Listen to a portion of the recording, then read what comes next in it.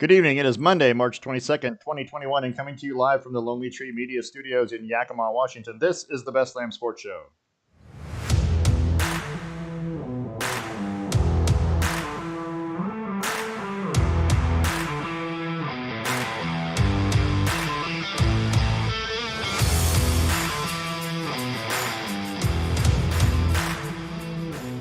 Well, I got a double feed there. Did you see that? I asked what the technical difficulty was going to be. It's two times the audio? Two times the music. Well, wait, hold on just a second. Just because it will make it sound like it was on purpose. There.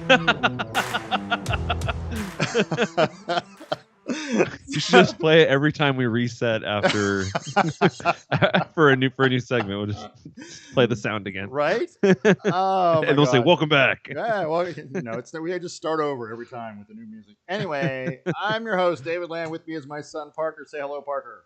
Hello. Okay, so I don't know why you get the applause. I don't know why it's set up that way. You'd think that I would get some applause, but I don't get any applause. It's all you. I have zero say in it, but I'm happy about it. I'm going to have to change it. I'm not going to complain. I feel like I should get some applause. I don't know. We are streaming live on YouTube. We're on Twitter at Lamm Sports, on Facebook under the Best Lamb Sports Show. You can send us an email, lambsports@gmail.com, and you can check out our webpage, www. I'm going to say it every time. You know that? .lambsports.com. You can find links to the past shows. The current trivia question is on there. And the first part of our show is brought to you by The Range in Yakima.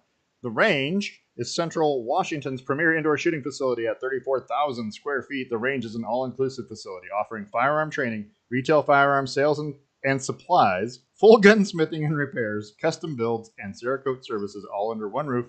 Open Tuesday through Saturday from 10 to 7, Sunday 11 to 5. Go see our friends at The Range, 1701 Garrettson Lane in Yakima. Phone number is 509-571-1449. Make sure you mention the Best Lamb Sports Show. The Range, educate, equip, and empower. So, have you got the madness? Yeah. Yeah. I've been super agitated about basketball for the last few days. So yeah, I'm definitely got the madness. Super agitated about basketball. That's about right. There's a lot of good things going on, and yet still find something to complain about because that's what we do. Men's and women's NCAA basketball tournaments are in full swing.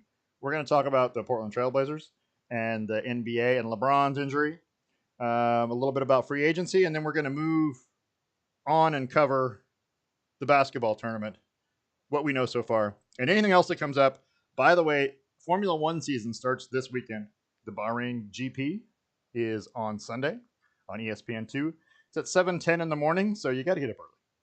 But yeah, early Formula One. Or record it.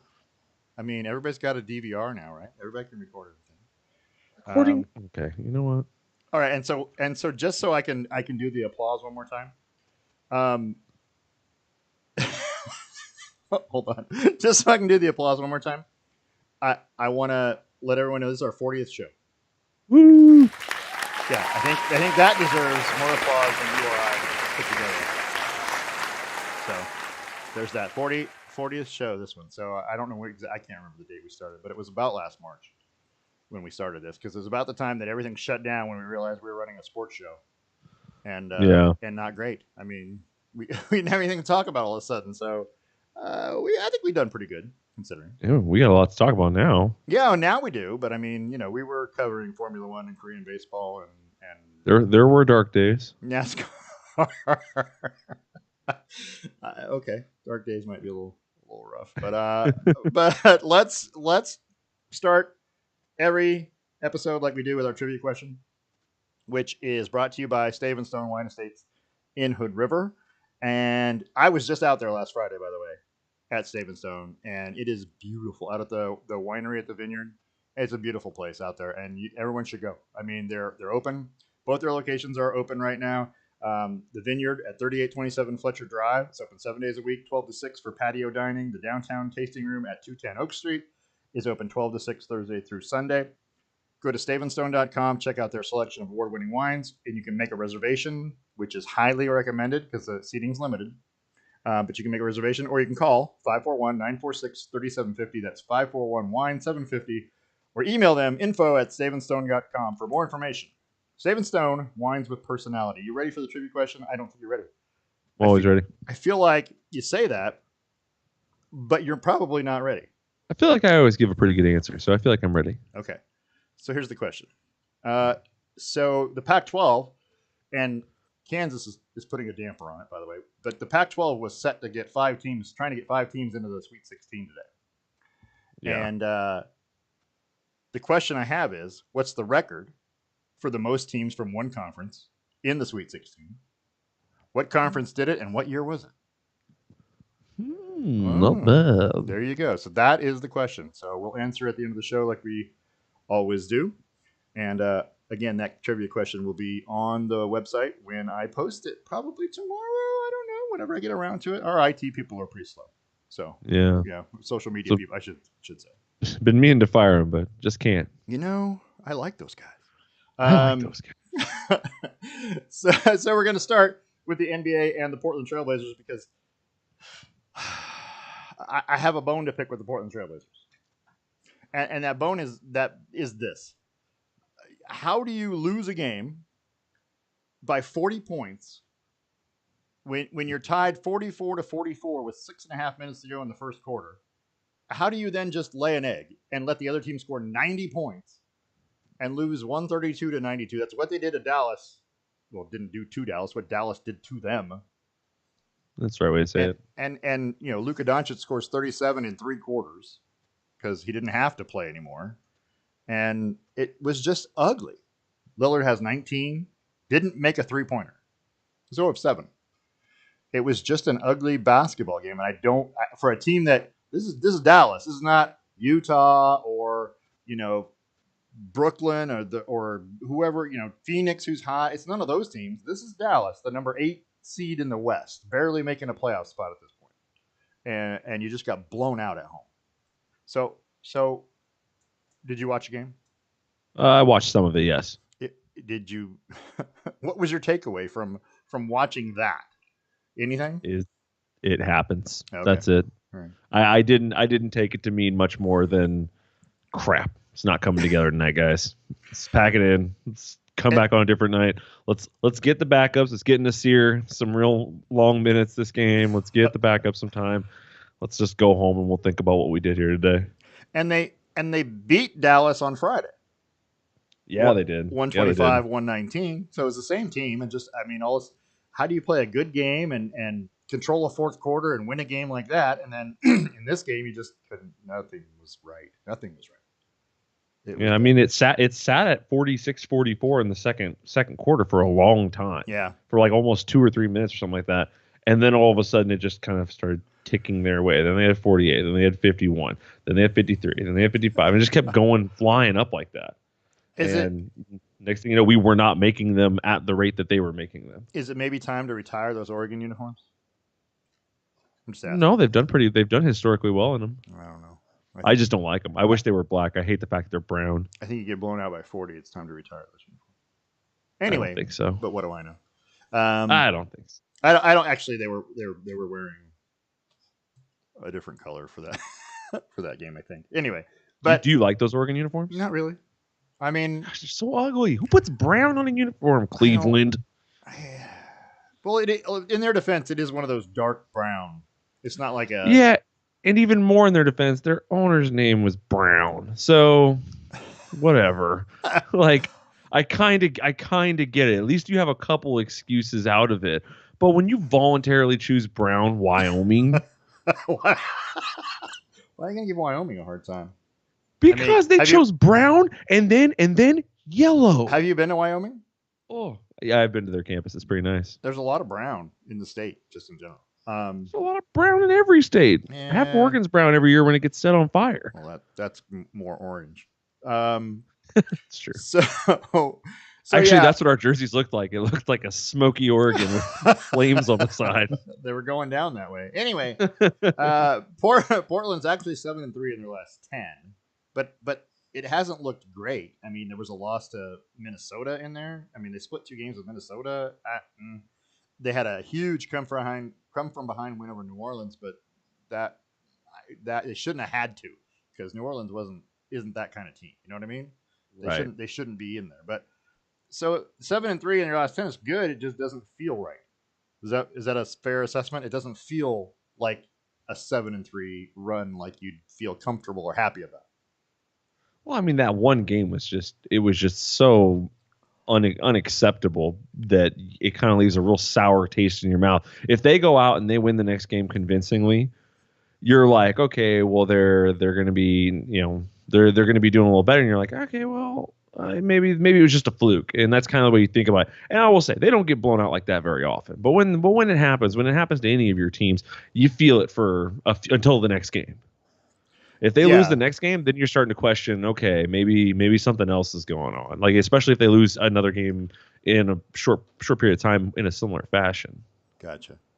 All right, all right. On the NBA scoreboard tonight, Thunder leading the Timberwolves with 32 seconds left. It's 109-103. The Hornets are beating the Spurs 62-55 in the third.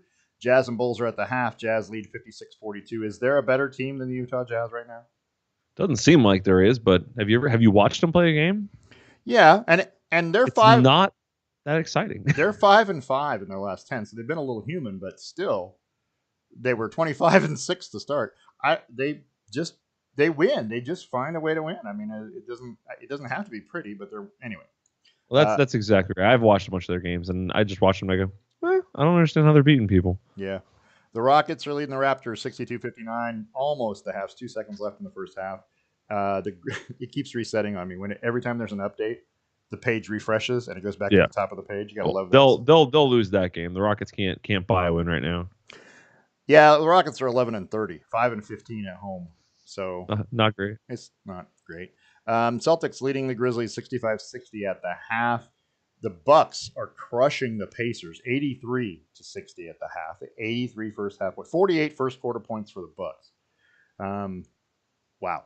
The Kings have beat the Cavaliers earlier 119-105 in a who cares matchup because neither team's any good. And the Clippers and Hawks are just underway. Clippers have a 7-2 lead with about 10 minutes to go in the first. As we look at the NBA standings right now, the Eastern Conference, why is Philadelphia still on top? I don't know. How come Brooklyn or Milwaukee, who I still think are better teams, haven't caught them yet? What is going on? And it never seems. I look at this every time I look at the standings. I look over here to the right. And as the street columns over here, Milwaukee's won 6 straight. Atlanta's won 8 straight. Right? Well, Atlanta doesn't matter. They were so far back to start that streak. It doesn't really matter. But I say there's still 7.5 games back in first place, even with an 8-game win streak. Right. But if you look at the last 10, then Atlanta's 8-2, Philadelphia's 8-2. They haven't caught up a game. They won 8 straight. They didn't catch up a single game. Well, Brooklyn took the lead last week. I think it was. They took the lead, and then it got turned back over pretty fast. Yeah. It happens. I mean, I'm not.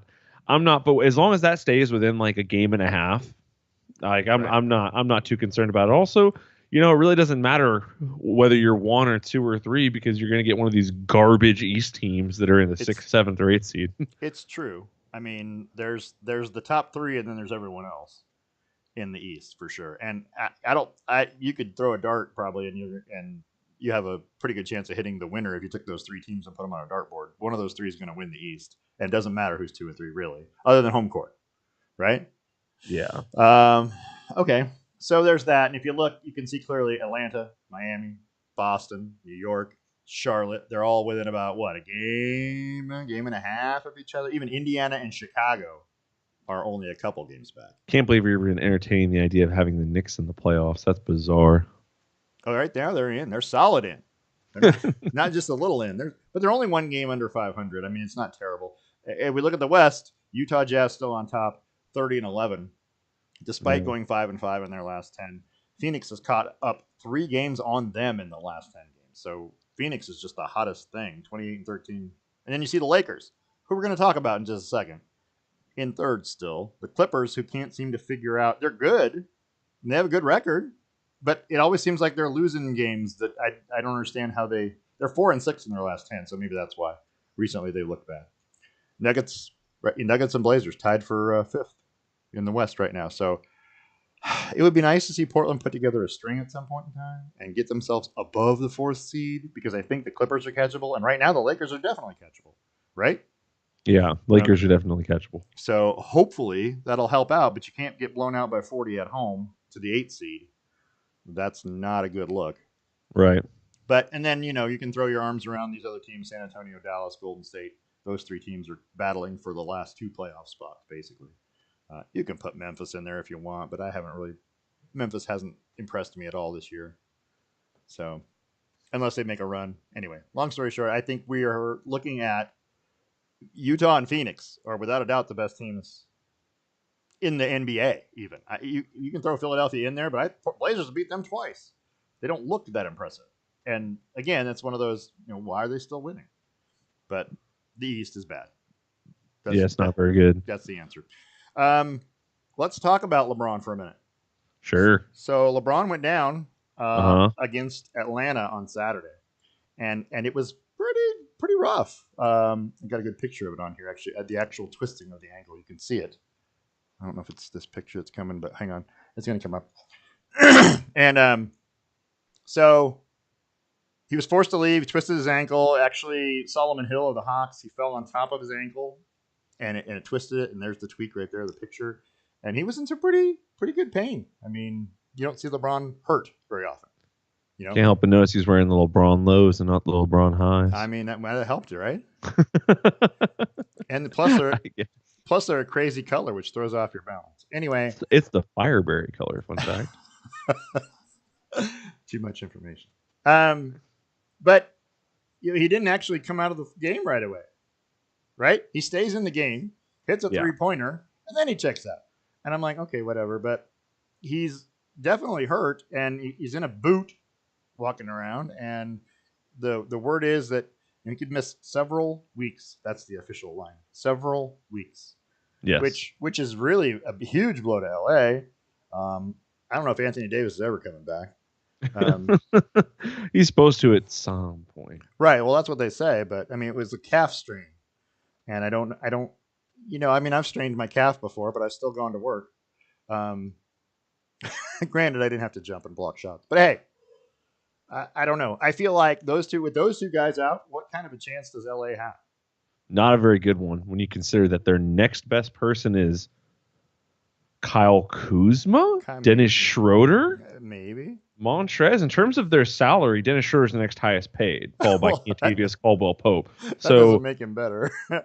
You'd have to assume that one of those guys is worth it. Like when you look at their roster without them, you think that this team might win 30 games this season. Yeah, Dennis Schroeder's 15 points a game. He started 39 of the 41 this year. 42, sorry. Wait a minute, it's 43 they played. Whoa. Anyway, yeah, I know. And Montrezl Harrell is averaging 14.7. He's only started one game for some reason. I don't know why that is. Probably now that LeBron's out. But they're 15 and 14.7. Those are the next two leading scorers. Then Kyle Kuzma at 12, and then it gets down in the single-digit guys, the role player guys. I don't know. I feel like if you're missing 47.9 points per game off your floor, right? And let's be honest, Anthony Davis has only played 23 games this year. So if they've played 43, he's missed over almost half the games this year already. And resting up for the playoffs. Maybe that's what's happening. Maybe maybe this is a tactic by LeBron to rest up too. Possibly they put themselves in a position to be in the playoffs. Like it'd take a lot of effort for their team to fall out of playoff contention. And then you just come back when it matters. Maybe you just plan on getting hurt right before you go on that East Coast road trip where you're going to win games against teams that are terrible. Pat Beverly go to Cancun. Cancun on 3. Cancun on 3. So how bad is it? If he's out for several weeks, if they don't get Anthony Davis back, let's say for 2 more weeks. I mean, I don't know when he's going to come back, but let's say it's 2 more weeks before he comes back. That's going to be 4, 5, maybe 6 games, at least probably 5. It's a decent amount. That's a large portion of games that you are probably going to be a severe underdog. I mean, you have to be, because I would imagine any other team is going to be favored against the Lakers if they're missing their top 2 players. Without those 2 guys, most teams in the West are going to be favored. And I don't think that their schedule is all that terrible moving forward. I think that they do obviously have some challenges, but New Orleans, then they go to Philly, Cleveland, Orlando, and then they have Milwaukee. So and then Sacramento. So there's the next 6 games or so. There's a couple of challenges, Philly and Milwaukee, but the rest of them are kind of meh. Well, they become bigger challenges eh. when you don't have those other two. All I know is TNT's kicking themselves in the ass for trying to pit Zion versus LeBron in prime time, and now you just get Zion versus Dennis Schroeder. That's not top billing right I don't there. know. Watch them change the lineup. Oh, we have a scheduling change. Anyway, we have a scheduling change. Yeah. Well, and then the Milwaukee game that was supposed to be LeBron versus Giannis, right? And Yeah, now it doesn't look as good. Well, and every all those networks, everybody's banking on LeBron being in the game. That's why they're paying all that money, and everybody wants to see LeBron play. Well, guess what? Your viewership's going to be down a little, except for those people that didn't hear you got hurt. All right, let's move to NFL. We got some NFL notes to talk about, and NFL note number 1, by the way, is this man right here, Philip Rivers, announced his retirement, and we're way late reporting this because we didn't report it. I'm trying to remember the day he actually announced his retirement, if it was before or after our last show. I think it was just after our last show. So it's been like 12 days. So we're kind of like late, but don't shoot us. We're, scheduling things for a reason. Drew Brees retired, 20-year NFL career. Started in 2001 with San Diego. 80,358 yards passing. 571 touchdowns to 243 interceptions. 5 times he threw for over 5,000 yards in a season. A career completion percentage of 67.7. 13-time Pro Bowler. 1 Super Bowl. He's for sure a first ballot Hall of Famer. Right? No brainer? I would guess so, yeah. Okay. The question I have is, could he have been better somewhere else? Now, and by better, let's talk about better the way everyone thinks of better. Oh, he won more championships, right? Because I think Drew Brees, honestly, statistically speaking, is probably a better quarterback than Tom Brady. And when I say that, what I mean is that Tom Brady was surrounded by a lot more talent in New England most of the time than Drew Brees was in New Orleans. That seems fair. Okay. So he did a lot more with less, or about the same. He did. With less. He did a lot with less. Yeah, yes. Exactly. So I feel like he's a better quarterback in that his numbers are comparable, even though he had a lesser teams, but he couldn't win championships with them because they just weren't good enough to win championships. I mean, if he plays in New England, is he the same kind of quarterback? I mean, he got the luxury of playing indoors. Let me let you answer because I'm keep rambling, but I keep throwing out qualifiers. He played indoors his whole career. That's another plus, right? That's a plus for a quarterback. Yeah. Okay. Because it's a huge plus because there's no snow in New Orleans ever. Yes. Anyway, so how do you feel? Do you think he could have done better and won more titles somewhere else? Or do you think it was just this is the best he could probably do and the best fit?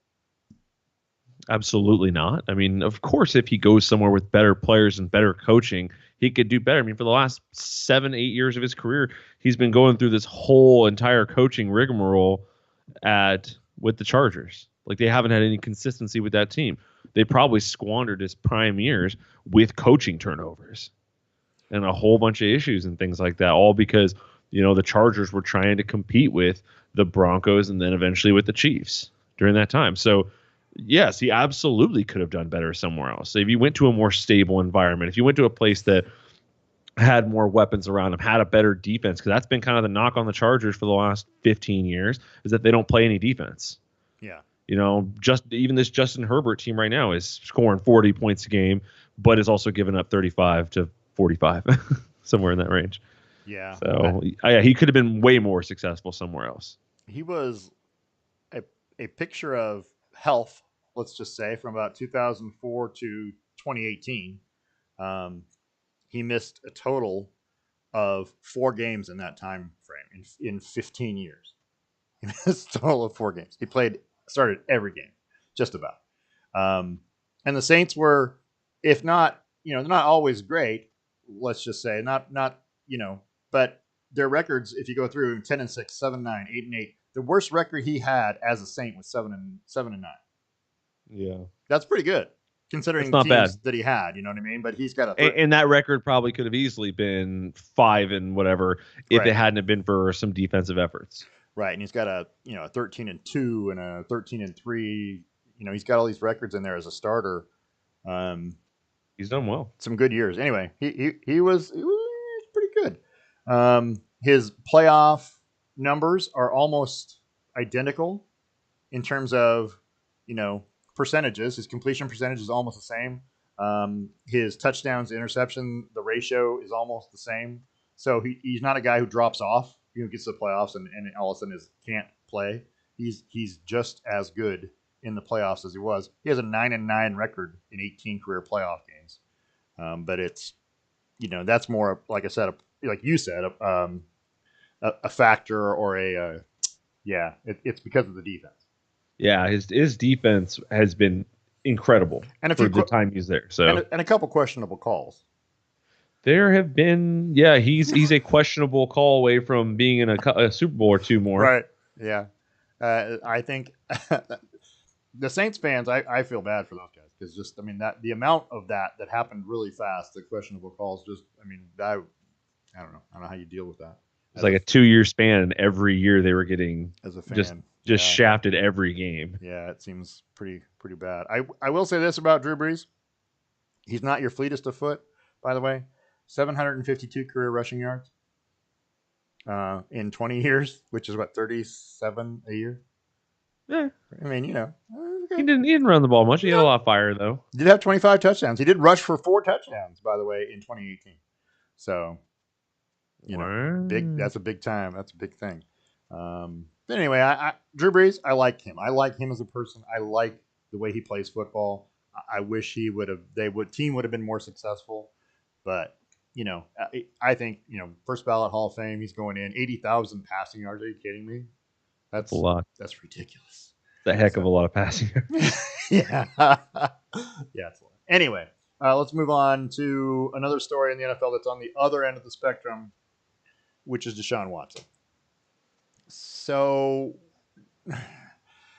today, I want to say it was today. Let me make sure of this. But 6 more lawsuits alleging sexual assault and inappropriate conduct were filed against Deshaun Watson today, including one that alleged that he sexually assaulted a woman this month.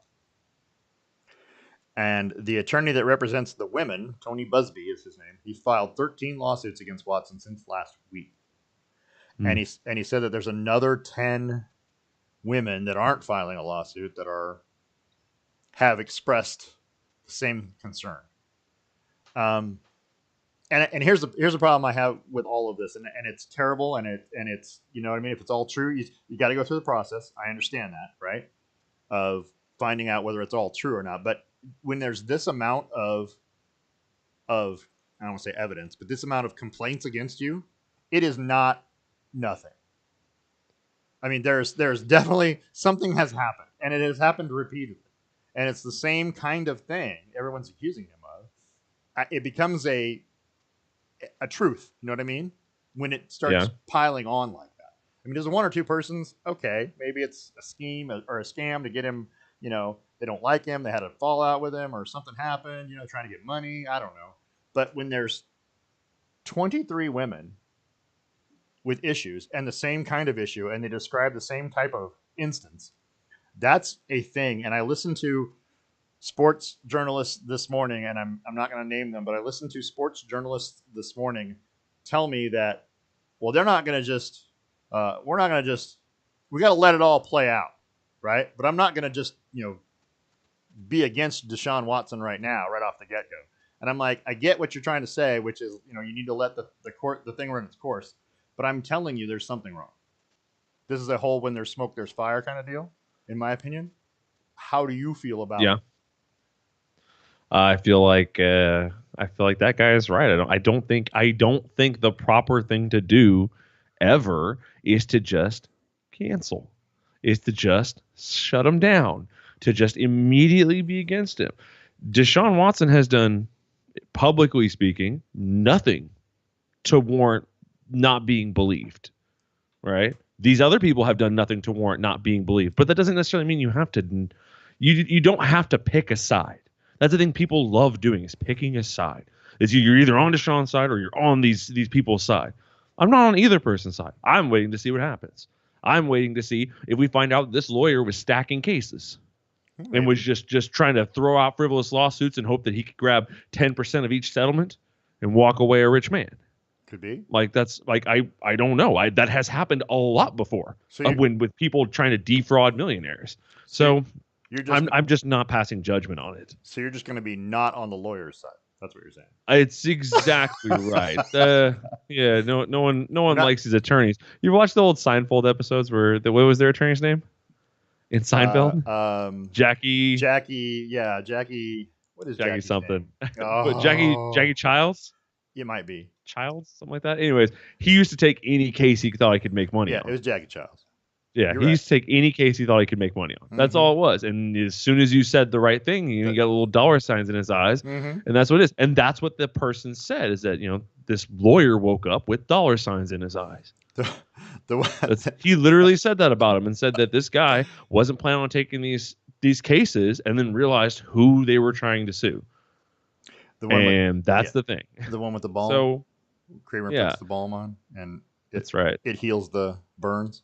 Anyway, that's the problem that you're running into, is that, and this is not going to go down a whole path of whether or not these people felt comfortable enough to call the police. I don't even want to get into that. They did not. There's no police and criminal proceedings here. These are civil suits. These are people who are saying he did it, and he is saying he didn't, and a judge will determine. That is it. There's no police involved. So to think that he's, an awful person before you even have, a proper civil suit session, I feel like is a real rough step. I mean, yes, you're right. When they're typically, where there's smoke, there's fire. But you still need to wait and see if there is fire, or else you end up like Dwight running over everybody trying to get out of the office when he was simulating a fire. Oh no, the handle's hot. What do we do? Okay, okay. I just feel like I understand your point. I feel like what's going to happen, and they were talking about this today, is what's going to happen to Deshaun Watson, who obviously wants out of where he is, but is someone going to sign him with all the problems that are out there, with all the allegations that are out there? Let's call them allegations. Right. Is someone going to sign him? And the answer that they came up with was, oh yeah, absolutely. Someone will sign him to a 4 or 5 year deal and just bite the bullet on the first year if he's got to sit out because he gets suspended or whatever. My thought is, if they're all I don't know if this is, if they're all lawsuits that are civil lawsuits and you can end up paying money, right? Will the NFL step in at some point in time and go, oh, your conduct's terrible? Or are they just going to settle them without a decision, right? What happens then? Because that nullifies the whole penalty problem. You know what I mean? You're not going to be, if he were able to settle all these lawsuits, I'm just saying, without there being a judgment against him, and they're all civil lawsuits, which are just about money, is what does the NFL do at that point? Can they do anything to him? And that can't. That's not their place. Their place isn't to get involved in civil suits. When Ray Rice struck his girl, and there was legal criminal proceedings, they were involved. When people have done those sorts of things where people are getting arrested, they have gotten involved. But just because my neighbor's a offensive lineman for the Titans and he stole my lawnmower, so I'm suing him in civil court, should the NFL get involved? Well, now, not that these two things are the same, no, but it's important to view the process as the same. You have a gripe, they disagree, you're taking it to court. That is it. Okay, so if these are if there's criminal charges filed, the NFL will undoubtedly get involved. So if this turns into a situation where Houston police go back because now the eyes are on them for, well, why didn't you guys do anything or whatever? Right. So that's what's good. That's what's eventually going to happen. If they go back and decide to open up a criminal investigation into it, then you'll see the NFL step in. Until then, it is just somebody suing somebody. Okay. It might hurt his character. I mean, it's going to hurt his character. People are not going to view him the same. He's not going to have the same support. It's done. That's already done. But I don't think it's going to stop him from getting another job somewhere else. I think it's going to make teams a little more hesitant. I think they're going to ask him questions about it now, like, Sure. "Hey, tell us what's going on." Investigate You it a know? little bit Yeah, more thoroughly, because you would think that's what they would all do, but it ends up being well, there's multiple instances in the NFL, and there's one this year. The Dolphins traded for someone and had to release him immediately. I'm like, yeah, that seems like a failure to that. It basically didn't cost them anything, and he didn't even really show up for any of the work, or the physical, or the weigh in, or any of that kind of stuff. And I'm like, okay, it cost you a seventh round pick this year, is now a seventh round pick next year. right. That's what it cost you to take a chance on a guy. But I'm like, why would you even, if you had any inkling that he wasn't going to just show up and he wasn't going to play anymore, or he didn't want to, then why would you do that to begin with? So they must.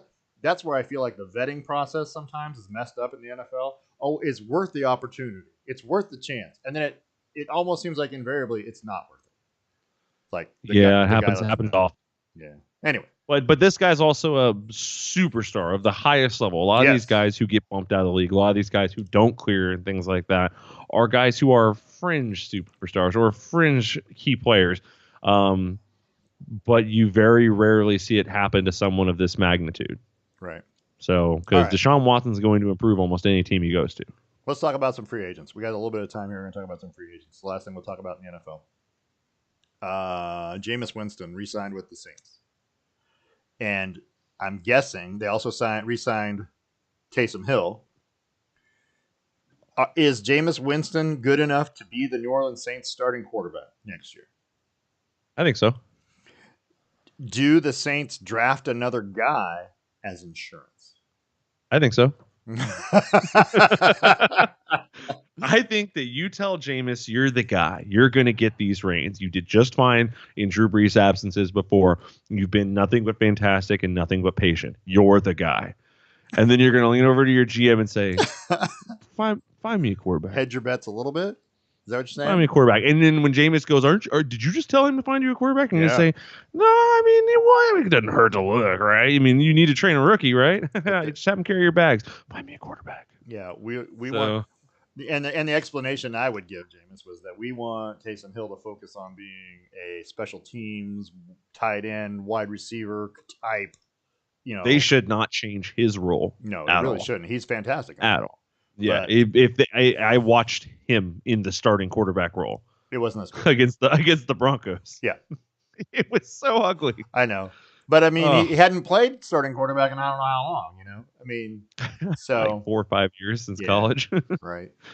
Okay. So your fence riding is what you're telling me, Jameis. Yes, you're the man, and we should also get another quarterback just in case. I'm saying I would never limit yourself. If you have any really big needs, you should take care of those first. But if you're sitting there with a 6th round pick and you don't know what to do with it, right. You're like, we kind of got everyone we need. Pick up Tom Brady. Look around, see who that quarterback is who's out there. Somebody who's low impact but might be able to fill a need. Maybe pick somebody who's kind of dynamic from Jameis, somebody who's like maybe a true runner. Running quarterback, or maybe a true pocket. Well, I guess Jameis is like a real pocket passer, but pick a more West Coast quarterback or something like that, and maybe see if it kind of helps out. You never know. Within a year, maybe he's starting. Within a year, maybe Jameis has you a Super Bowl. I'm going to throw you a couple more names out here. Mitch Trubisky got picked up by the Buffalo Bills. I know. I know what you're saying when you say it, and you make that sound like. But is he? Somebody spent money on this guy. I think it was, and I think it's $3 million. I think that's what the deal was. Oh, it's a $3 million deal. They put $3 million $1 bills into this guy's bank account to have him come throw errant passes and run for 50 yards and a touchdown for the next few years. So the part that gets me is that they've rated these transactions, these free agency transactions. They rate them, like give them a grade, right? And they were talking about who did what, and they're actually rating this one pretty well, as I've seen across the board. It's because he's going to be a backup. As in it's a steal, $3 million for a talented backup. And I'm like, well, if he's not a talented starter, then how can he be a talented backup? Do you think the guy looked down his keyboard after it published and went, autocorrect? I didn't mean talented. I meant terrible. Close. Yeah, I mean it was almost the same. Uh, and then so to replace Mitch Trubisky in Chicago, who do the Bears go out and get? Well, it's Andy Hey, Dalton. Dalton. Andy Dalton, who has a proven backup in Dallas. I don't know what you're going to call him. Dallas was Man, not very good with Andy Dallas Dalton. hosed him. Yeah, well they did. Dallas brought him there to compete, just to drive Dak to perform. Yeah, And it was a backfiring decision. Andy Dalton's good enough to be a starter in this league. I'm not saying he's the kind of guy who's going to take his team repeatedly and win playoff games. He's never won a playoff game, I don't believe. I feel like he would be somebody's great placeholder to play for a season or two while they find a quarterback, draft one, and then train that quarterback. He kind of reminds me of like a Nick Foles. Like he could step in and be really good for a while. Yeah. So speaking of Nick Foles. Speaking of the man, the myth, the legend. I mean, okay, so hold on. He wasn't the next one I wanted to talk about. So let's hold off on that. But let's talk about Ryan Fitzpatrick. Is now going to the Washington football team. Speaking of the man, the myth, the legend. Right? He is how many teams is this? This is like 6 or 7. No, I think it's 9 or 10. Oh gosh, he's been around. I mean, he's been he's 38. Well, he's going to be 39. And they've taken him, and Washington's probably a perfect spot for a guy like Fitzpatrick because Washington's a mess at quarterback. They got rid of Alex Smith, who I thought they probably should have given more thought to being the quarterback. They got rid of Alex Smith, and so now who's left? The guys who didn't perform last year before Alex Smith? I don't understand. I don't understand that method of thinking, but it cost them $10 million to get Ryan Fitzpatrick for 1 year. Yeah, that means you're expecting him to start probably.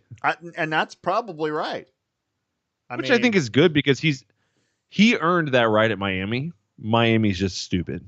Well, I'm not going to argue that. I mean, you've been watching that team make stupid decisions for a long time. He earned the right to start at Miami. He played fine, perfectly fine, exactly what you'd want from a quarterback. They were winning games, and they just gave the keys to Tua for no reason. And his total QBR was the highest of his career last year.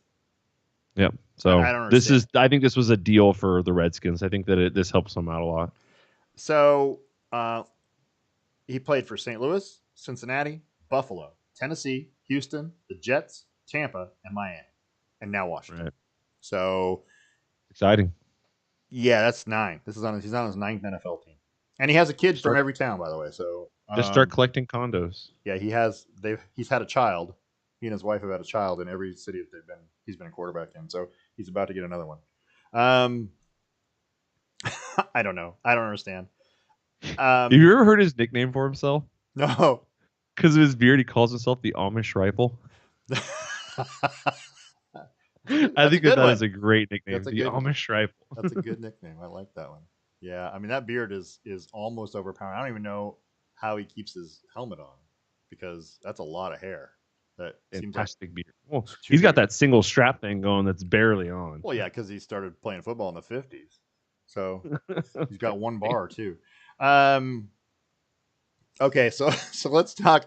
How about Kenny Golladay today? Yeah. Signed with the New York Giants from the Detroit Lions, and it seemed like the Giants paid a lot. It's 4 years, $72 million. There's $28 million guaranteed at signing, which includes part of his $10 million of his next year's. It was $13 million for next year. So all of this year's salary and $10 million of next year's salary is guaranteed. It's a pretty good deal. And it's a pretty good deal. And he's a good wide receiver. But let's be honest, he had some injuries last year. That's kept him from playing a whole season with Detroit. Right. I don't know. I mean, I don't know if he's the guy that's going to help Daniel Jones. He could. He's going to complement the other weapons on the field. Is what he's going to do. Okay. Wait, they're. I don't believe Daniel Jones is the guy either. Daniel Jones is right there with Mitch Trubisky in my eyes. Right, and they're touting him as being. They're touting Golladay as being the deep threat that they were looking for. I'm like, okay. He's pretty fast. He's pretty fast. I'm not. I think he's a great wide receiver. I just don't know when you start having injuries, especially when you're young. How good are you going to be when you get older? How long are they going to have him? What are they expecting from him? Are they expecting him to come out and be the deep threat, the number one wide receiver on the team? Maybe. can he do that? And that's the question I have because I don't know, it's interesting. Let's talk about the Pittsburgh Steelers re-signed Juju Smith-Schuster, 1 year, $8 million, just a 1 year contract. Pretty good deal. But it was a big signing. They needed to get him back. Yeah. If they're going to keep what's his name, if they're going to keep Ben and have a 40-year-old quarterback, they're going to need some wide receivers that can catch a football, and that's Juju's a pretty good one. If they had let him go, I don't know what they would have done. I don't know how they would have recovered from that, to be honest with you. I don't know where they would have gone in terms of they'd had to go sign somebody else, but it seems weird to let a guy go because you don't want to sign him, and then you have to go out, turn around, and go sign somebody else for money too, go look at a free agent because you would have had to because he's probably the best. Well, I would say he was the best wide receiver on the team. Last year, he probably wasn't. In terms of they had some young guys that played pretty darn well, maybe played out of their minds last year. Yeah, he still played pretty damn well. He's still pretty good. Yeah, it's a good pickup for them. All right, Chris Carson re-signed with the Seahawks. Boo, nobody cares. 2 years, $10.4 million, 5.5 Chris of that Carson's guaranteed. Chris Carson is overpaid garbage.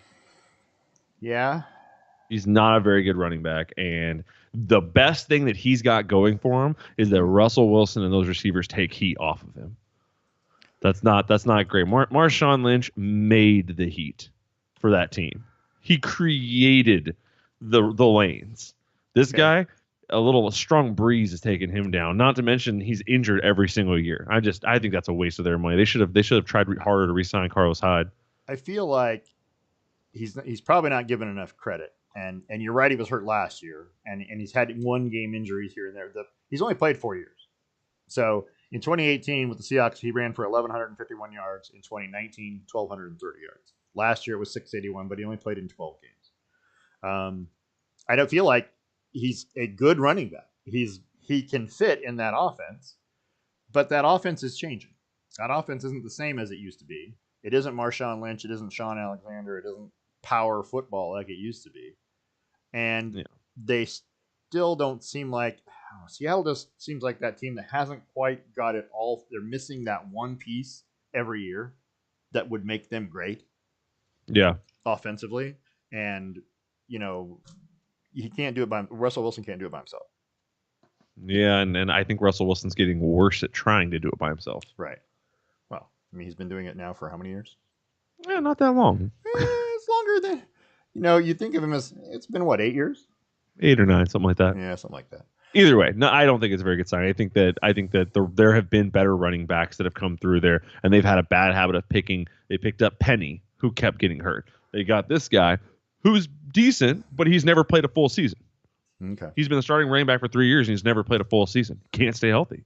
And how about even if you're only missing 2 games a season, that's still a lot. How about one more? We'll go with 2 more players in there, and so the tight end roulette was going around, and Gerald Everett from the Rams is now a Seahawk, and I kind of felt like that was a pretty good pickup for the Seattle. Not earth shattering, but it's I think a good solid receiving tight end.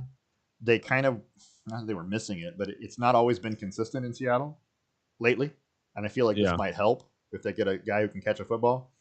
Yeah. And so Jared Cook of New Orleans is going to the Chargers to replace Hunter Henry, who they let go. Which I think is they're off the rocker. They must have finance issues.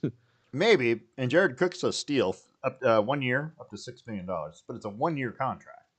Yeah. And I don't know. He's going to be 34 next month, but he 22 touchdowns over 45 games over the last 3 years. That's what he's got. So like drafting a new quarterback and letting all his weapons walk. Right. I mean, I don't think he's as good as Hunter Henry, but I think he could be a solid replacement in a platoon type situation if you got another tight end, which they do. Sure. The Chargers have more. So, I mean, yeah, it might be a money move. That might be all why they get rid of Hunter Henry. I don't know. So, yeah, tight ends are swapping places, and it seems like that's a big deal. We didn't even talk about defense yet, which we're probably not going to get to today. But yeah, we still got to cover March Madness. We'll save that for maybe the next episode. We'll cover some things. So talk about the defensive moves, and there are quite a few of them, to include Patrick Peterson, Xavier Rhodes. There's some big names: Anthony Harris, Kyle Fuller to your Broncos. Yeah. There's some big names. Anyway, we'll talk about those next week. But yeah, so we want to move on because we've got some other things we want to talk about, and right now we want to talk about Boss Kitty Yarns, our sponsor for the second half of the show. Isn't that right? Sounds right. You gonna say the commercial? You don't know the commercial. I don't know it offhand. No. Boss Kitty Hand-Dyed Yarns. Be sure to tune in, BossKittyLive.com at 6 p.m. every Monday and Wednesday, 11 a.m. every other Sunday. Fun fiber games, tutorials.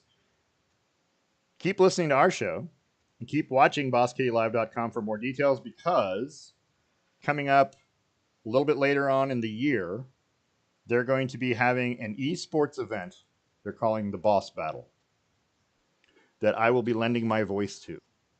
Ooh. So I'll be helping them with coverage, sports coverage of this esports event. That stay tuned here for more, or tune into Boss Kitty. They're going to talk about it on their show on Boss Kitty Live. But it's a big deal. It's coming up later this year. I don't know the exact date yet, but as soon as I do, I'll let everybody know and how you can tune into it. It's interesting. The concept and the premise is interesting, and I like it. It's going to be a lot of fun. Also, later this summer, just so we're covering that too, we're going to be doing a live show from Stave and Stone Winery in Hood River. Don't know the format of the show yet. I don't know how we're going to do it yet, but Kurt Lloyd, who's been on our show from Boss Kitty, is going to be helping us produce the show, be our technical expert on site. But that's going to be fun when we do that. I think we're going to have a trivia show. So I think that's kind of what we're going to do. Half trivia challenge and half sports news. But stay tuned for more information. Like I said, those are big events coming. Just wanted to throw those out there while we're at the halfway point. Are you ready? Yep. For more? Okay. Yep. So now we're going to talk about what everyone's here to talk about, or what everyone's talking about right now, and that's the NCAA tournament. Right. The Oregon men's basketball team, and we'll start there, beat Iowa today. Iowa was the number 2 seed in the West Regional. They beat them 95-80 to advance to the Sweet 16. Oregon basically dominated offensively. 56 first half points is amazing against a quote unquote, top tier team. And I say that facetiously because the Big Ten has been terrible in this tournament. Anyway, they just dominated offensively. They looked like the better team pretty much the whole way through. After, with about 2 minutes left what was it? Was it not 2 minutes in the first half? There's about 2 minutes left in the first half. They were tied. And it looked like it was going to be one of those back and forth games. And then Oregon just went off. And there was no stopping them. Iowa could not stop Oregon from scoring. Luka Garza goes off for 36 points and 9 rebounds. He's a potential NCAA player of the year. And he looked like it. He can score inside. He's a big, strong guy. He has a fantastic shot from the outside. You watch those things just rain down. They go straight up and straight down.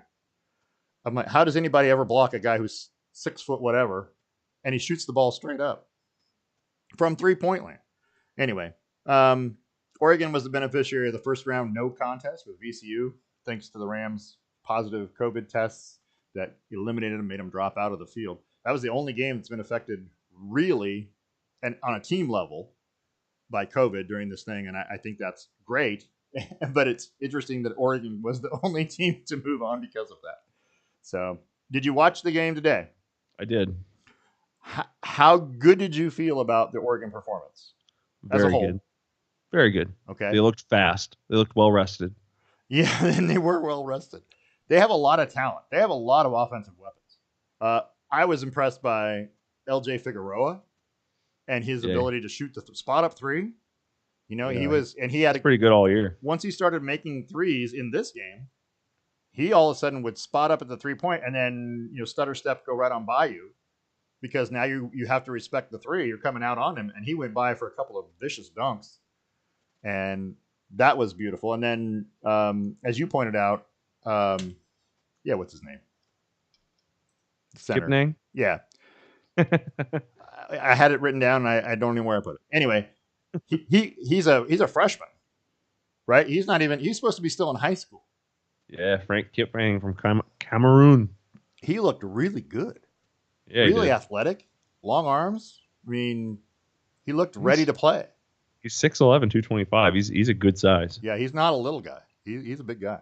He looked really good. I thought it was an impressive performance by Oregon all the way around. Duarte was good. Omarui had a couple of block shots on Garza that were amazing.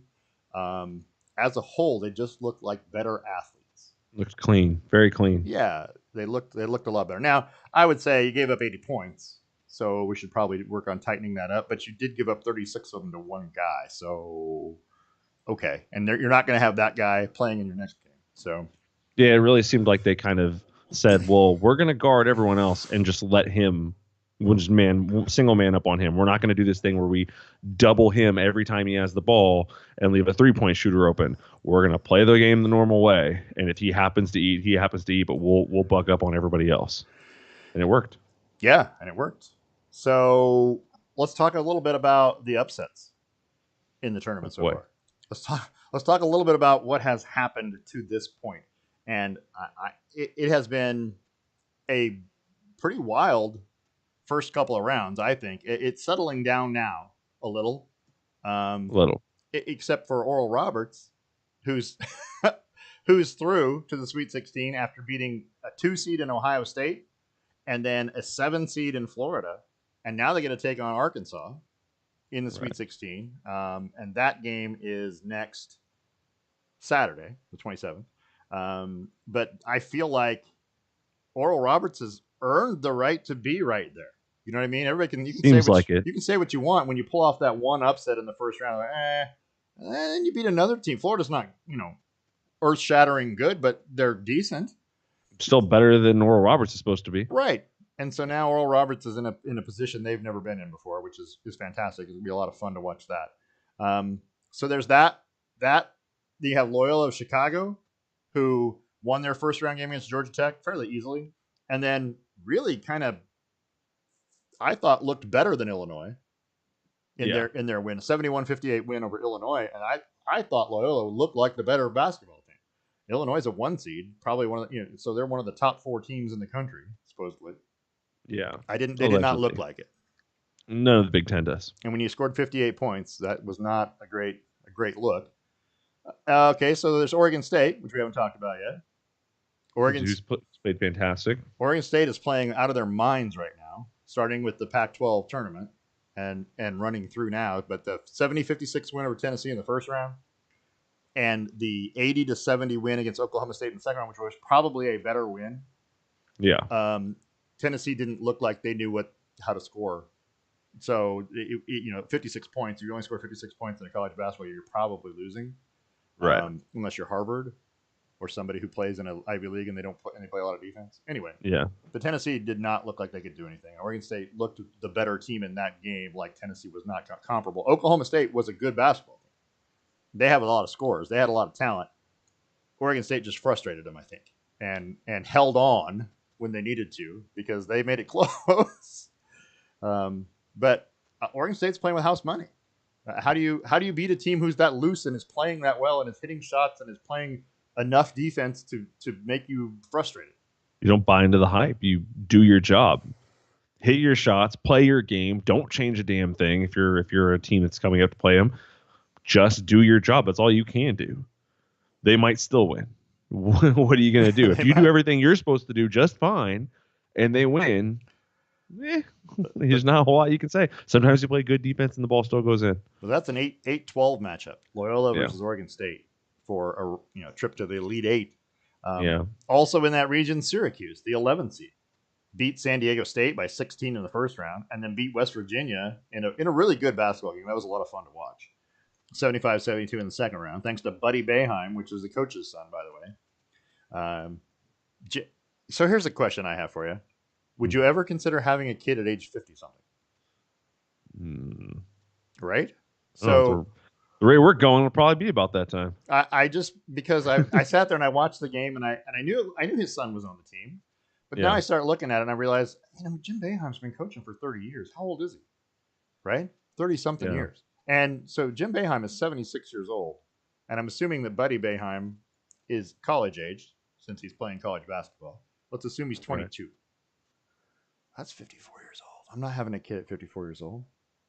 I just that's a life choice right there. Uh, I don't want to go through that. Anyway, more power to you, Jim Behan. I mean, great if that's what you want to do. I couldn't handle having a little kid around right now. Sorry, I'm not a parent anymore. Right?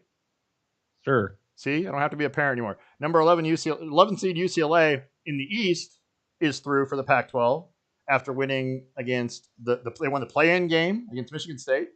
They beat BYU 73-62, and they won today by 20 over Abilene Christian 67-47 in a battle of underdogs. And one first Pac-12 team in NCAA history that is a double-digit seed to win by 20. How's that for qualification? Pretty big deal. I guess I don't know. I mean, you're always breaking some record, right? I suppose. Anyway, but they're That's the way on. it They're on to seems. the Sweet 16, and they're going to get Alabama. And Alabama's a legitimate team. They've won 2 games fairly easily. Iona gave them a little scare early in the game in the first round, but they beat Maryland today by 19 and scored 96 points. That's going to be an interesting basketball game. Florida State knocked out Colorado. We're hoping that Pac-12 do better. Colorado was in that game for a while, and then just all of a sudden the roof just caved in. They couldn't do anything. Well, hell, I looked at that game and there was 8 minutes left, and it was 11-11. Yeah, no, and I was like, "What happened?" The first half, there was almost nobody scoring. Yeah, it was terrible. Their shot percentages have to be awful. Well, Florida State ended with 71, so 71-53 win. But Florida State is a legitimate team. Colorado I thought it was the highest ranked of the Pac-12 teams, and yet they're the only ones that are out of the tournament so far, which is weird. It'd be like that sometimes. I mean, the last 2 Big Ten teams were Maryland and Michigan, and Michigan just survived today. Just survived today, yeah. They got some good calls late. Yeah, they got a scare out of LSU. But they won 86-78. So Michigan and Florida State are in the other half of that East. UCLA, Alabama are in the other. What do you want to call it? Regional semifinal. That's what they call them. That's what it is. Yeah. So and then if you go into the West, Gonzaga won today 87-71 over Oklahoma in a game that was fairly close for about 10, 11, 12 minutes, and then Gonzaga just slowly kind of pulled away, and it was ugly. Creighton won pretty easily over Ohio. Ohio is one of those teams that pulled off that big upset over Virginia in the first round, 62-58. Ohio was a 13 seed. But Creighton survived their scare in the first round by beating Cal Santa Barbara by 1, and then won this one pretty easily. So they're into the Sweet 16. Right now, USC and Kansas are playing, and the Trojans are ahead 44-28 with about 16 minutes to go in the second half. So a 16-point lead for USC. They look really good. Kansas is playing without a couple of players who were quarantined, let's say. They had tested positive before during the conference championship tournament for the Big 12. And so they were quarantined out of this first week. So that may be their downfall today. But USC is dominating pretty well in this game. So hopefully that'll be another Pac-12 team. And if USC wins, there will be 4 Pac-12 teams in the Sweet 16. It's not bad. In the Sweet 16. And Oregon and USC would end up having to play in the next round. So that'll be a huge basketball game. Having a Pac-12 basketball game in the Sweet 16, that'd be pretty cool. And the winner would get a trip to play Gonzaga. So that could be exciting. But yeah, it's going to be great. It's going to be exciting. So the other teams we haven't mentioned, Baylor has held serve. They beat Hartford 79-55, and then they beat Wisconsin 76-63. Villanova, I thought was going to get upset. I thought Winthrop had a team that could beat them, but they beat them by 10 in the first round, and they beat North Texas, another upset winner over Purdue. They beat North Texas 84-61, so they're in to play Baylor in the South semifinal, and the other one's at Arkansas, Oral Roberts. So Oral Roberts still has a chance. We honestly, we have a chance in the Elite Eight to have a 15, a 7, a 12, and there's 2 chances at an 11. So yeah, it's not going to happen. I mean, it might not, but you can't tell me for sure because I'm watching some of these teams. I will not tell you for sure, but it's not going to happen. I mean, there's a decent chance there's a 12 because Oregon State is playing above their heads. If they can beat Loyola, I'm not sure they're saying they can, but This is clearly a step back from the two teams that were ranked, 5 and 4, Tennessee and Oklahoma State. So, I don't know. And then Oregon, if they play USC, that's a 7-6 matchup. Anybody can win that game. Last time Oregon and USC played, USC crushed them. So just throwing that out there. All right, let me ask you this. Who's in your bracket? Who's left? Who do you have winning the whole thing? I have Michigan winning the whole thing. Okay. But I had them playing Purdue for the title. I had an all Big Ten title. Oh, nice. Because we thought the Big Ten was going to be good. More specifically because I thought Purdue got a pretty good draw and that they would have a decent little path if they could escape their second round. Oh. So I thought it would just kind of shake out for them a little well. But that was it. Like, I didn't think they were overly better because I had Michigan smoking them at the end. So smoking them. Yeah, I just thought it would have been one of those ones where you look back on and you go, man, how did they get there? Well, I will tell you that against my better judgment, here, I'm going to show everybody, that against my better judgment, I'm going to show you the top half of the bracket here. So against my better judgment, I had Gonzaga. I took Gonzaga to win it all. And I know why. I mean, I know that that's wrong. I know they can't because they don't, and they're gonna let me down at some point, right? Probably. They do every year. But now I kind of feel like they're the best team left in this West for sure. I mean, they got Creighton, Oregon, and probably USC because Kansas is going to be out. They have a pretty good chance to get in the Final Four, and then if they get in the Final Four, who are they going to play against? Michigan, probably, or Alabama. Yeah. But I feel like that's going to be good. Anyway, I did not. I predicted all of the East is right. My whole East is right in the Sweet 16. One out of the 4 teams in the Midwest is right because that was the upset bracket. Yeah. I have one of the teams in the South out of the 4, and that wasn't even that's because I predicted upsets that didn't happen. Right. And then out west, I have Kansas and Gonzaga. Kansas still has a chance, even though they're down almost 20 points now. But anyway, so I'm probably only going to have 1 out of 4 out there. So it hasn't looked great, but I do still have the national champion. And all 4 of my Final 4 teams are still available. How about yours? No, not Purdue, right? So who else do you have in the Final 4? I had Purdue and West Virginia in the Final 4. Ooh. Along with Oregon and Michigan. Well, Oregon can still get in, right? So Oregon and Michigan are still in play. Right. I'm gonna need somebody to clean up Gonzaga. That'd have to be Oregon or it's Creighton. Gonna be Oregon. I'm gonna need them to do it though. Wow. But and then so I have 2 of my Final 4 left. It's not great. So if you go look at the leaderboard, and this is done through the tournament challenge. This is courtesy of ESPN, by the way. I am ranked 1,341,531st. Wow. But I don't know where I'm ranked. I think it's higher. It's still in the 90th percent. Well, yeah, and that's because you still have all the Final 4 people left. I do. I have all. I think I'm in Final 4. I think I'm like 36th or 37th percent because I don't have anybody left. Right, and a number of these guys are going to fall out. There's only, I can't remember how many perfect brackets they said. There were only like a couple that were left. I thought they all were busted after day 2. Maybe. Might have been after day 2. Well, not at the first round. It might have been day 3. It might have been yesterday. Well, sorry, that's what I meant. Yeah, that's what I meant. First half of round. After the first day of the second round. Because Oral Roberts ruined another set of brackets. Right, because everyone who believed in Oral Roberts didn't really believe in Oral Roberts. They might be able to win 1, but not 2. They believed in them to they'll get an upset, and then they'll get smoked. Yeah. They did the same thing with Loyola. People did the same thing. And it doesn't matter. It doesn't matter who you pick. You know what I mean?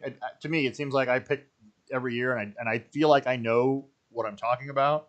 It doesn't matter if you know what you're talking about. You have to get lucky. You really have to get lucky. I mean, you can bet all favorites. That's not going to happen. You can bet all upsets. That's not going to happen. So you got to bet a mix of the two and know which ones are capable of pulling an upset, right? But more importantly, you have to get those Final 4 to the Final 4. My best year to date was a year that I did the Cassie method, or actually it's more like the mom method, where it's like, I like them. Oh, I like them. I like them. Oh, I think a duck wouldn't beat a badger. I don't think so. I think I did it by who I liked, but I've seen people who do it based on Right. like who would actually win the matchup, Right. which gets a little tough when you're a team like the Cardinal. I you know, mean, you right. don't A even know what color. you are. Right. I mean, I'm But watching the basketball game right here between the Trojans and the Jayhawks, and I'm pretty sure the Trojans win that 10 out of 10 times. But you know, right, but it seems that way. it would anyway. Yeah, I don't know. The bracket thing is to me, I like doing it. It's just I'm not good at it. I mean, I don't know why I can't seem to get good at it. And maybe this is my year. Maybe all four of these teams will get to the Final Four, and I'll have a great end of it. But right now, it feels like chaos because I've only got in three different regions. I've only got one team. That one Final Four team is still available, but the other three are all wrong. So, anyway, Well, I was just gonna say you should take a note off out of Dr. Ian Malcolm's book. It's chaos theory. chaos theory. That's why you can never choose it right. That's right. All right, so let's go to the trivia question. You know what? I did not keep up the Stave and Stone Winery page, and I should have because that is our backdrop for the trivia question, and really got to learn to be better about that. Just keeping it up. See what I did there? Oh, Yeah, something like that. now it's not going to load up. I should have anyway. So we're going to go to our trivia question answer. Well, the trivia question. Do you remember what the trivia question was? Which conference has gotten the most teams into the tournament, and when was it? Got the most teams in the Sweet 16. Sweet 16. Oh, I thought it was the tournament. No, which team? That was what we asked actually last week. Which conference had the most? That was the Big East. They had like 11 teams in once. Well, that's right. Right. So this one is which conference had the most teams in the Sweet 16? What year and what conference was it? Got a guess? My guess Yeah. is the ACC, Okay. and it is 2003. How many teams? Are those right? How many teams was in it? No, I want to hear your answer. It's not a complete answer. You get all how three many parts. teams? How many teams? How many teams did they put in the Sweet 16? Let's say they put 7. Okay. So the correct answer is, and you're gonna probably shoot yourself. The correct answer is the ACC. Mm-hmm. It is 2016, Oh, and they put 6 teams in to the Sweet 16 that year. interesting. And yeah, that was a big year for the ACC. That was Virginia and Duke, North Carolina, Notre Dame, Miami. Oh, I forgot them all. There's 2 more. Anyway, or there's 1 more. Anyway, they were fantastic. The ACC was just fantastic that year. So, you're close. I mean, you're in the ballpark. Kind of, but not you got really. the right conference, and you're only off by one team. I knew it was the ACC. That's a big deal. That's a big deal. Yeah, and you'd think that the Big East, who had 11 teams in that one year, might have had more teams. No, they all lost. That was right. Yeah, it was bad. Just like the Big Ten this year has 9 teams in this tournament, right? There's only one still playing now, and there's only one of them reached the Sweet 16. So that seems like a big failure by the Big Ten, and it is. So anyway, Yeah, so now they kind of whiffed it. Now in a segment that we like to call "Your Mom Thinks I Talk Too Much," Parker gets a minute to talk about whatever he wants. So go. Oh, you put me on the spot again because I had an idea earlier. I thought about it and then I totally spaced on it. But the what I want to talk about is the soft state of our basketball leagues. Something that you and I have had arguments about a lot lately. Basketball is so freaking soft. The officials are so soft. It is so terrible to watch. Everyone, like, nobody can touch anybody. You can't hand check people anymore. You can barely breathe on someone without them flopping, and they never call flops. I've seen one called in the last like 2-3 years. It never happens. And I don't care if you fine them after the game. I need a penalty to happen during the game. It can't be later on. I don't even care if it does that thing like where you take away the basket later on, because maybe their foot was across the line or something like that. You take away a point. Do it like that. If you realize they flopped, have somebody go and review it while you continue on the game, then go back and then assess them a foul later on. I don't care. I'm tired of it being so soft. I'm tired of officials not realizing that it is a contact sport and they gotta just let it happen. Not all of it, obviously, be within reason, but you got to be smart about it. And they've been calling so many terrible fouls in this tournament. So, okay, well there you go. Yep, There's soft league. Parker's rant. Stay tuned because there's one every week, and every week. some of them will be good. So just FYI. Some of them will be like that, where it's Some of just me upset about the last few days. You know what grinds my gears? Anyway, Right. that's how you should start it, I think. But it's probably been done. Anyway, so long story short, I think we're done. And we are going to come back next Monday and do it again. Monday. We're going to do Monday, so the 29th. We're going to do our Final Four preview because we'll have it down to the Final Four by then.